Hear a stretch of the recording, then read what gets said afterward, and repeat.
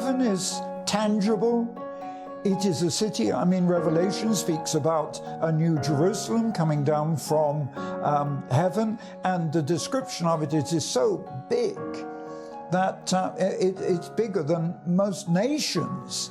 So heaven is a place, heaven is tangible, and it's somewhere we will live, but 1,000 times better than anything this world can offer. And the whole message and challenge to Christians is this: don't set your mind, your heart on things here. What is promised us is something tangible, wonderful, and far better than anything that we can imagine. And so we go on, because we continue with, in 17, continue with Abraham. And we're going to go through a lot of people here. By faith, Abraham, when he was tested, offered his son Isaac on the altar in sacrifice. Now, Abraham and Sarah only received this child in late years when they were far too old. And yet, that child that was born, Isaac, was fulfillment of a promise that God had said that Abraham would become the father of a great nation. And yet, until those last years of his life, he didn't even have a child. And so for Abraham then to be asked to sacrifice that son, the fact that although the promise given him was to be father of a great nation, he was prepared to sacrifice the only hope, but in faith, that that child would be raised from the dead. You know, you get this business of resurrection with Jesus, and of course it was brought to a head with Jesus because that is the significant thing about him, that he died and rose again. But this question of resurrection does appear again and again in the scripture. Then, if we move on to verse 20, by faith, Isaac blessed Jacob and Esau concerning the future. By faith, Jacob, when he was dying, blessed the sons of Joseph. So both of these men here were blessing the future offspring before they're even born. And in verse 22, by faith, Joseph, when he died, made mention of the departing of the children of Israel. So Joseph, who was born while Egypt was still in captivity, not only prophesied that Israel would leave Egypt, but commanded that his bones should not be buried in Egypt.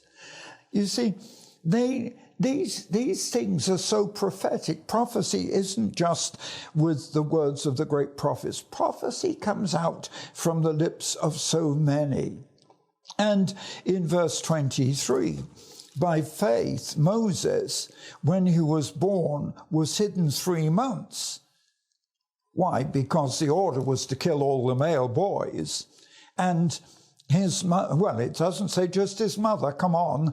Normally we say it was his mother, but it says here it was his parents, that his mum and his dad, hid him because they saw by faith that he was a special child. And they weren't afraid of the king's commandment because by faith they were keeping Moses alive in order that God could fulfill his promise. And verse 24, by faith Moses, when he was of age, refused to be called the son of Pharaoh's daughter.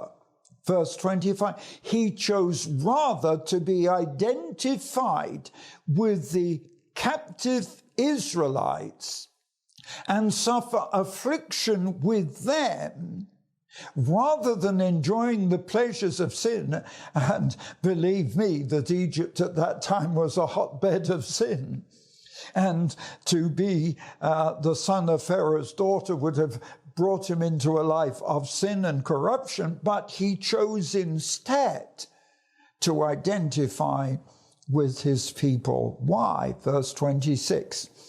Because he esteemed the reproach of Christ greater riches than all the treasures of Egypt, for he had respect to the recompense of the reward. Do you see? It's all coming back to a faith, ultimately, that we make sacrifices here, but in faith that the reward that God will give us is 1,000 times greater.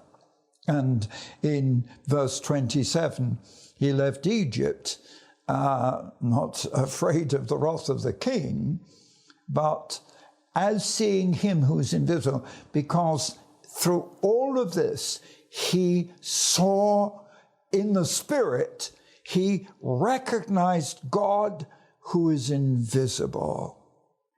And in verse 28, through faith he kept the Passover, the sprinkling of blood, lest he that destroyed the firstborn should touch him. So that in actual fact, he is still anticipating the miracle. In verse 29, with Israel by faith they passed through the Red Sea as on dry land. And the Egyptians who tried to do it were drowned. And this is such an interesting thing here, that when they came to the Red Sea, the whole of Israel passed across on dry land. Now, if you can imagine, the waters of the Red Sea are dried up, but normally if the water is stopped, you've got mud. But here, something like someone said something like 2 million people with all their cattle, their sheep, their cow, whatever, and the children passed across on dry land. So dry that when the Egyptian army following them wanted to cross, they were taking horses and chariots. And you don't drive horses and chariots through mud. So you can understand, and I've heard people try to explain this away by saying that the water was shallow and they walked through it. If the water was shallow, how did it drown the Egyptians? And if it was shallow, then it was muddy, and how could they drive horses and chariots through it? No, it was the Red Sea, it dried up, and it was on dry land. And by faith, the walls of Jericho fell down when Israel was commanded to go around it with a trumpet. Verse 31, by faith, the harlot Rahab didn't die with those that didn't believe when she received the spies with peace. So you see here, it's a wonderful thing, because Rahab, who was a harlot, you know what this is.